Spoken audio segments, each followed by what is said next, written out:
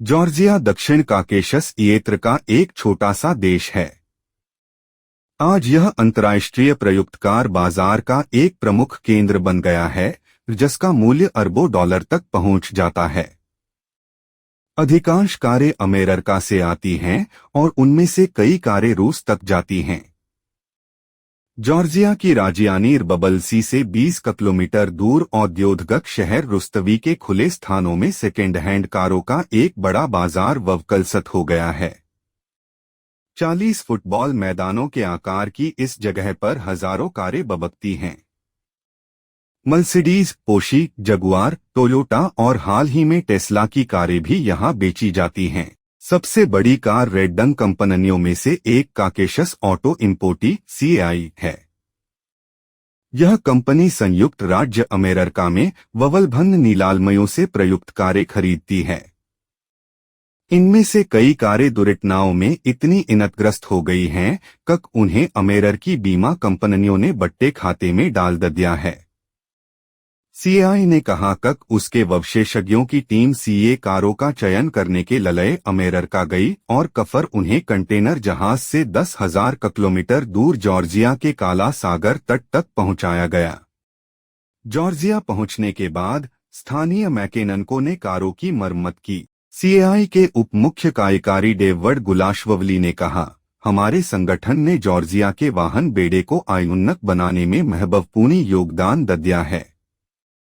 2004 में अपना व्यवसाय शुरू करने से पहले जॉर्जिया मुख्य रूप से सोवियत युग की लाडा और वाज बांड की कारें बेचता था। फिलहाल CAI 600 कर्मचारियों के साथ जॉर्जिया में परचमी कारों की मांग को पूरा करने के लिए काम कर रही है। सरकारी आंकड़ों के मुताबिक जॉर्जिया ने पिछले साल 3.1 अरब डॉलर मूल्य की कारों का आयात किया। कफर देश ने 2.1 बिलियन डॉलर मूल्य की कारों का निर्यात किया, मुख्य रूप से काकेशस और मध्य एशिया में पूर्वी सोवियत गणराज्यों को। खनिज तांबे के बाद कारें जॉर्जिया का दूसरा सबसे बड़ा निर्यात उत्पाद हैं। रुस्तवी के विशाल कार बाजार में हर कार की वजन श्रेणी के अंदर एक कार्ड होता है, जो कार की कीमत, इंजन का आकार और निर्माण की तारीख बताता है। हम लगभग 3.5 वर्षों से जॉर्जिया से कारों का पुनः निर्यात कर रहे हैं, कजाकिस्तान के अलीशे तेरजकबाएव ने कहा। हम कजाकिस्तान के लिए कारें भेजते हैं और ऑटो टूर की व्यवस्था करते हैं। ग्राहक अपनी कार लेने के लिए जॉर्जिया आते हैं। जॉर्जिया अपने उत्तरी पड़ोसी रूस को सेकेंड हैंड अमेरिकी और यूरोपीय कारें निर्यात करता था, लेकिन यूक्रेन पर रूसी आक्रमण के बाद 2022 में इसे आधिकारिक तौर पर बंद कर दिया गया। सितंबर 2023 में जॉर्जिया की राजस्व सेवा ने घोषणा की कि परचमी प्रंतबियों के मद्देनजर रूस और बेलारूस में आयातित अमेरिकी या यूरोपीय कारों का पुनः निर्यात और पारगमन प्रतिबंधित था। जॉर्जियाई अधिकारी लंबे समय से इस बात से इनकार करते रहे हैं कि देश रूस को व्यापार प्रतिबंधों का उल्लंघन करने में मदद कर रहा है, लेकिन जॉर्जियाई मीडिया प्रकाशन इफेक्टी की हालिया जांच में पाया गया कि रूस जॉर्जिया सीमा के दोनों ओर कार डीलरों की एक सेना वल्भन्न खालमयों का फायदा उठा रही है। डेविड गुलाशवली ने कहा, मेरी कंपनी अब रूस के साथ कोई कारोबार नहीं करती। युद्ध के पहले ददन से ही हमने रूस के साथ किसी भी व्यापार या निर्यात को प्रतिबंधित कर दिया है। आपको काकेशस ऑटो आयात के माध्यम से रूस में निर्यात के लिए एक भी कार नहीं मिलेगी। अन्य देशों में पुनः निर्यात के लिए वाहनों के अंतिम गंतव्य की निगरानी के लिए कोई मौजूदा तंत्र नहीं है। यूक्रेन पर रूस के हमले के बाद कजाकिस्तान, कजाकिस्तान और आर्मेनिया को सेकेंड हैंड कारों के निर्यात में नाटकीय रूप से वृद्धि हुई है। ये देश रूस के नेतृत्व वाले सीमा शुल्क संघ के सदस्य हैं। परिणामस्वरूप उन देशों में पंजीकृत कारों को बहुत कम टैरिफ के साथ रूस में चलाया जा सकता है।